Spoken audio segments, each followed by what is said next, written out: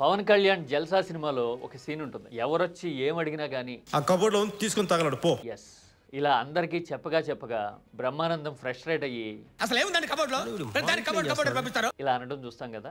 ఏపీలో కూడా ఇప్పుడు ఈ కబోర్డ్ లో చొక్కా ఫార్ములానే టీడీపీ ప్రభుత్వం చంద్రబాబు వ్యూహాత్మకంగా అమలు చేస్తున్నారు.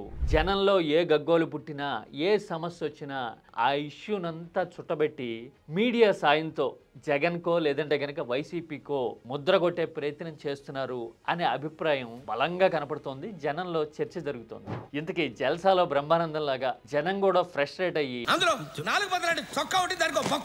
అసలు వాస్తవాలేంటి అనేది తెలుసుకునే ప్రయత్నం చేయడమే కాదు, ఇలాంటి ప్రచారాల్ని తిప్పికొట్టే అవకాశం ఎంతవరకు ఉంటుంది? అసలు ఇప్పటి వరకు ఈ మధ్య కాలంలో అన్నిటికీ జగనే కారణం అంటూ చెప్పిన కొన్ని ఇష్యూస్ ని ర్యాండమ్ గా చూద్దాం.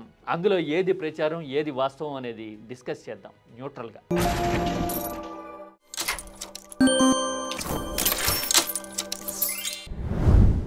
రాష్ట్రంలో అసలు బెల్ట్ షాపులు లేవు, పర్మిట్ రూములు లేనే లేవు.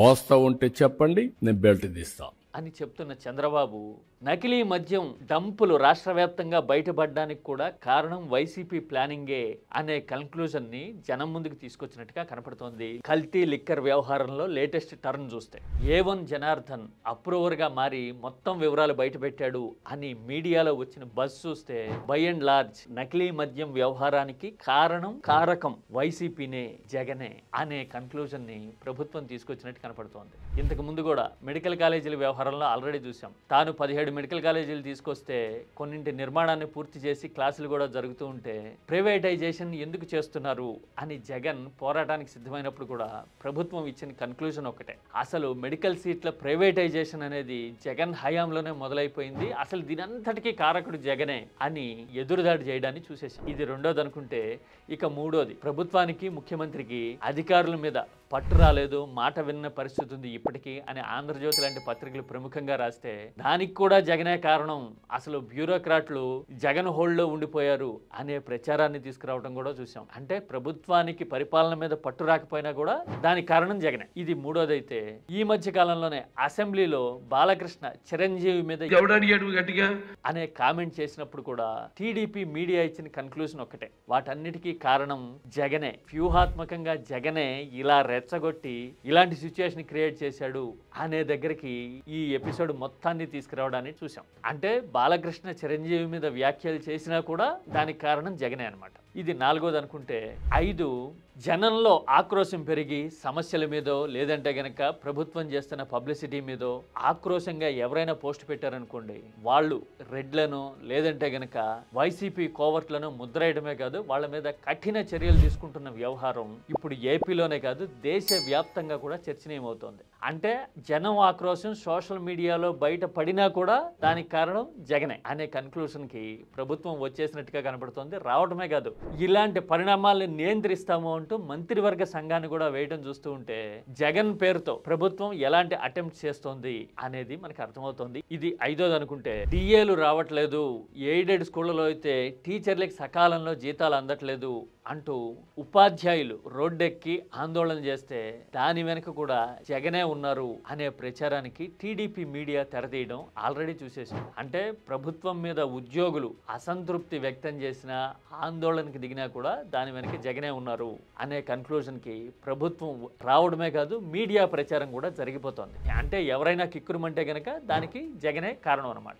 ఆ తర్వాత ఉద్యోగులే కాదు రైతులు భూ సమీకరణకి వ్యతిరేకంగా ఎక్కడ అభ్యంతరం తెలిపినా ఆందోళన చేసినా కానీ దానికి కూడా జగనే కారణం. నెల్లూరు జిల్లా కరేడ్లో జరిగిన లేదంటే పాయకారావుపేటలో సెజ్ మీద తిరగబడినా కూడా దానికి కూడా కారణం జగనే అనే ముద్రని ప్రభుత్వం కొట్టేయడం చూస్తూ ఉన్నాం. రాష్ట్ర వ్యాప్తంగా ఆరోగ్యశ్రీ బిల్లులు పెండింగ్ లో ఉండిపోయాయి అంటూ హాస్పిటల్స్ వైద్య సేవలు నిలిపివేయడం మీద పేదల్లో ఆందోళన కనపడితే అసలు అదంతా అబద్ధం, ఇలాంటి ప్రచారానికి కారణం కూడా జగనే అని చెప్పడం చూసాం. అంటే రోగుల అవస్థలు కానీ ఆసుపత్రుల ఆందోళన గాని, బిల్లులు చెల్లించకపోవడం గాని అన్నిటికీ కారణం జగన్ అనే కన్క్లూజన్ తీసుకురావడం చూసాం. రాష్ట్ర వ్యాప్తంగా GST 2.0 అని సంబరాలు మనం చేస్తూ ఉంటే సెప్టెంబర్లో GST వసూళ్లలో పెరుగుదలలో ఏపీ అట్టడుగున ఉండటం కనపడింది. అసలు ఇలా ఎందుకు జరిగింది, ఏపీలో యాక్టివిటీ రాబడి ఎందుకు తగ్గిపోయాయి అని ఎవరన్నా క్వశ్చన్ చేస్తే జగన్ మూకలు ఇలా ప్రచారం చేస్తున్నాయి అని ఎదురుదాడి చేయడం చూస్తూ ఉన్నాం. అదేంటి, నెంబర్లు అనౌన్స్ చేసింది కేంద్రం, తగ్గింది ఏపీలో, అసలు జగన్ ప్రచారం ఎక్కడుంది ఇందులో అని ఎవరన్నా అడిగినా కూడా అడిగిన వాడు కూడా ఆటోమేటిక్ గా జగన్ మనిషి అయిపోతాడు. ఆ తర్వాత ఎన్నికల టైంలో అసలు భారీగా ప్రచారం చేసి విస్తృతంగా ఊదరగొట్టి దేశంలో ఎక్కడా లేనంత స్థాయిలో ఏపీలో పెట్రోల్ రేట్లు పెరిగిపోయాయి, జగన్ దోపిడీ చేస్తున్నాడు, బాదుడే బాదుడు అని దీర్ఘాలు తీసి ప్రచారం చేశారు కదా. మరి ఇప్పటికీ ఏపీలో పెట్రోల్ రేట్లు రికార్డులు బద్దలు కొడుతూ ఉన్నాయి. దేశంలో ఏ రాష్ట్రంలోనూ లేని స్థాయిలో ఎందుకున్నాయి, మీరు చెప్పిన మాట ప్రకారం ఎందుకు తగ్గించట్లా అని ఎవరైనా అడిగినా కూడా దానికి కూడా కారణం జగనే. అప్పుడు జగన్ ఏం చేశాడు, మరి అప్పుడు ఎందుకు అడగలా, అసలు ఇలా పెరిగిపోవడానికి కారణం జగనే అని రాజకీయ వితండవాదం చేయడాన్ని ఏపీ మొత్తం చూస్తోంది. ఇవన్నీ ఒక 10-12 ఉంటాయేమో మొత్తం లెక్క తీస్తే రీసెంట్ టైమ్స్లో. అదే మొదటి నుంచి లెక్కేస్తే గనక ప్రభుత్వానికి ఏ సవాల్ వచ్చినా, ఏ సమస్య వచ్చినా, ప్రభుత్వ వైఫల్యం ఎక్కడ బయటపడినా కానీ ఈ జగన్ అనే జిందా తిలిస్మాత్ వాడి నెట్టుకు రావడానికి ప్రభుత్వం ట్రై చేస్తూ ఉంటే మీడియా అసలు సకల అనర్థాలకి కారకుడు జగన్ అనే ముద్ర వేసేందుకు ట్రై చేయడం మనం చూస్తూ ఉన్నాం. అయితే ప్రభుత్వం కానీ మీడియా కానీ మిస్ అవుతున్న లాజిక్ ఒకటి ఉంది. అదేంటంటే నిరంతరం మనం ఎవరి మీద అయితే ఆరోపణలు చేస్తుంటామో, ఎవరినైతే బజ్లో పెడుతుంటామో, అసలు అన్నిటికీ కారకుడు అని నెగిటివ్ చేయాలని ట్రై చేస్తుంటామో అలాంటి వాళ్ళకి జనంలో పాజిటివ్ వచ్చేందుకు మనమే స్కోపు ఎక్కువ ఇస్తున్నట్టు. ఎలాగంటే నిరంతరం ముఖ్యమంత్రి పేరు కన్నా జగన్ పేరు ఎక్కువ వినపడుతూ ఉంటుంది. సమస్య ఏదైనా వచ్చిందంటే కారకుడు జగన్ అని చెప్పేసి ముద్ర వేయడానికి ట్రై చేస్తుంటాము.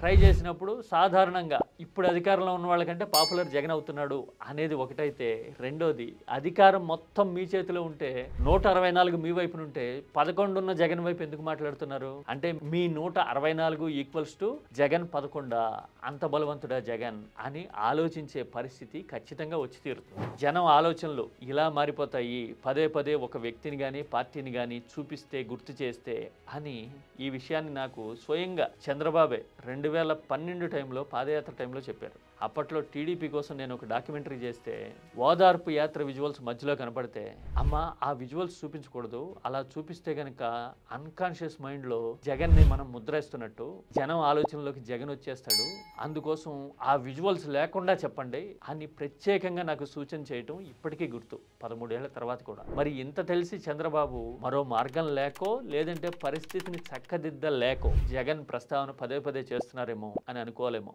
కదా. మీరైతే ఏమంటారు?